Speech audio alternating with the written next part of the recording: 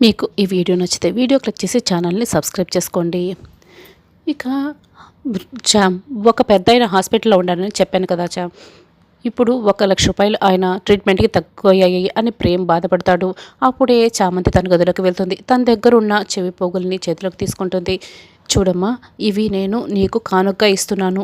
ఇవి ఎప్పటికీ నీ దగ్గరే ఉండాలి అని రామచంద్రయ్య ఎంతో ప్రేమగా ఇక చామంతికి కొనిచ్చుంటాడు.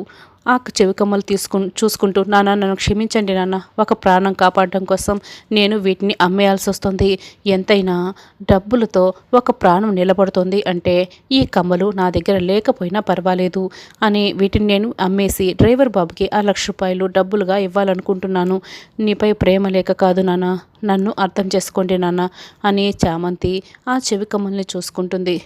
వాళ్ళ నాన్నని గుర్తు తెచ్చుకుంటూ ఉంటుంది. ఇక ప్రేమ దగ్గరికి వస్తుంది.